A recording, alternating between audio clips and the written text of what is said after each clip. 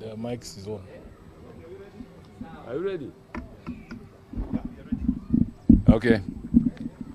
We've just had a Central Committee meeting of the Orange Democratic Movement. You can see the members here. I'll introduce those who are here. The Deputy Party Leader is Sosi.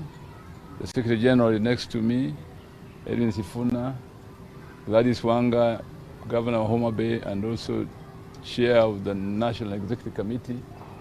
And we have here Rose Buyu, a member of the committee, and Akiro Nixon, Yes. member of the committee.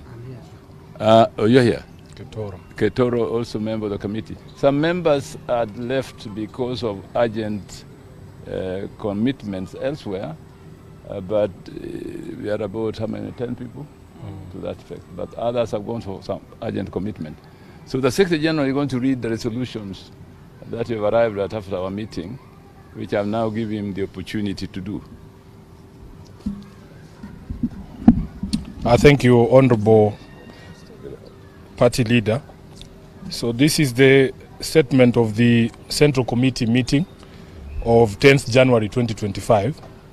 The ODM Central Committee has had its first meeting of the year this morning, chaired by His Excellency Professor Peter Anyang' Nyong'o, the acting party leader.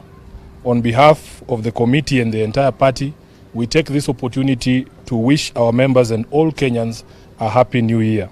As you all know, 2024 was a difficult year, and we pray and hope that 2025 will be kinder to all of you. This year, the party will be reaching a significant milestone, celebrating its 20th year of existence.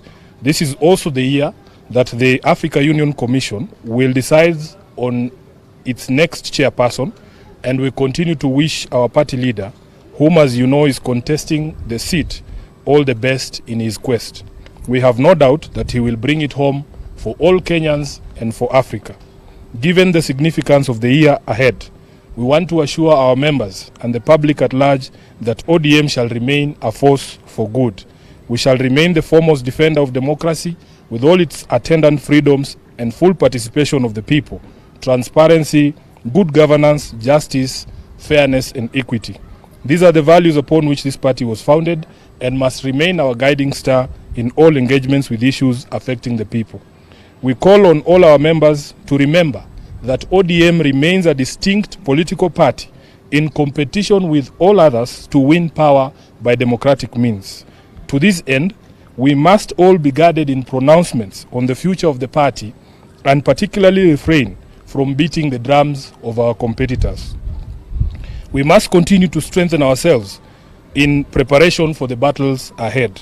Following the largely successful grassroots elections in November at all polling units in all the 47 counties, the party received 41 appeals.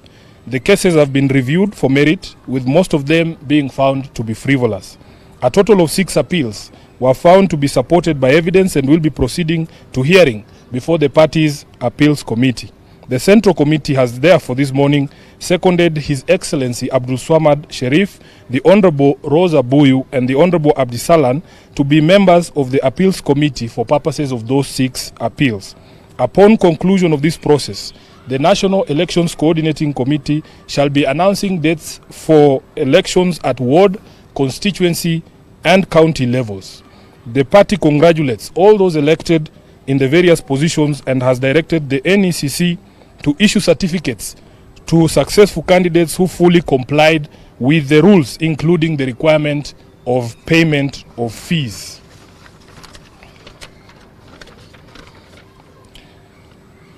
This meeting further resolved to convene a meeting of the party parliamentary group prior to the resumption of regular sittings of Parliament in February to consult with our members on priority legislative business for the party. Of foremost concern to the party is the impasse on the mediation on an additional allocation to counties and the new formula on shareable revenue proposed by the CRA. We shall be imploring on our members to strongly stand up in defense of devolution and ensure that no county stands to lose in any proposed formula. The party further wishes to express concern over the delays in constitution of the IEBC selection panel that has meant denial of representation for many Kenyans in parliament. ODM as a party is one of the most affected by this continued state of affairs. We are down 3 members in the National Assembly alone, with pending by-elections in Ugunja, Magarini, and 1 nominated member, all which were held by ODM. We are aware there are court orders in place stopping the empanelment and want to urge the judiciary to expedite the resolution of these cases as a matter of national urgency. The by-elections aside, the new commissioners will require time to settle in and begin preparations for the 2027 general election. There is also the question of boundary review, and we feel as a party that we are running the risk of getting into a very serious constitutional crisis. I thank you. That is the end of the statement. Any questions? Yes, sir. Yeah, thank you so much. Just two from me. Number one is towards the secretary. You were recently quoted, making a remark in regards to a party position supporting the regime. And you were quoted that we need ODM supports that. That has nothing to do with the statement we have read, please, Seth. With all due respect, can we address what we have said in this statement? We have made it clear here in the statement that all our members, the SG included, must be guided in the remarks regarding 2027, and that we exist as a political party independent and ready to battle it out for power with all the other existing political parties. I think that should be sufficient. Yes, Eric. Yes.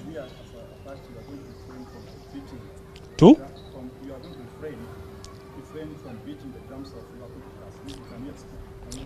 I think it is clear that we are ODM. We should only speak about ourselves and strengthen ourselves in order for us to be able to capture power, which is what all political parties exist to do. So really it should be as clear as that.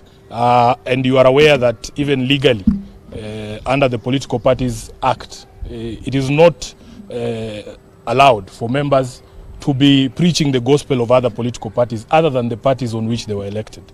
That is the law. My name is Barack. Yes. I work for the Legals. In terms of preparedness, Yes. is ODM prepared? Because Kenyans have been seeing ODM as the alternative party to form the next government. In terms of your preparedness for the 2027 election, have we seen ODM I think part of what we have addressed here and what we began last year with the grassroots elections is part of that strengthening process. We are very proud. We received a report from the National Elections Coordinating Committee that right now, if they showed you the database, ODM has now committees in place in all the over, how many, 39,000 polling centers, which is one of the ways in which we are strengthening ourselves. We need to have a solid grassroots presence. And as I've said, once the process of appeals is done, we will be moving to elections at the ward, constituency, and county level. We want to have a full team in place so that we can be able to take on the challenges that will come ahead of us. I think that should be sufficient. Yes? Yes. Yes.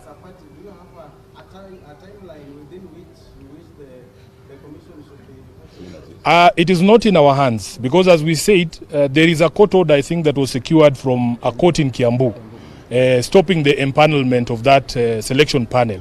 What we have urged in our statement is that the judiciary now needs to consider this a national emergency and make sure that they resolve those cases as quickly as possible. In fact, the Chief Justice should give priority to those cases so that we can be able to resolve all the questions and have a panel in place, as we have said, because these commissioners who will come in will require time to settle in and to acclimatize and to also get the preparations for that election of 2027 going. Thank you very Asante much. sana. Mungu awabariki. Yeah.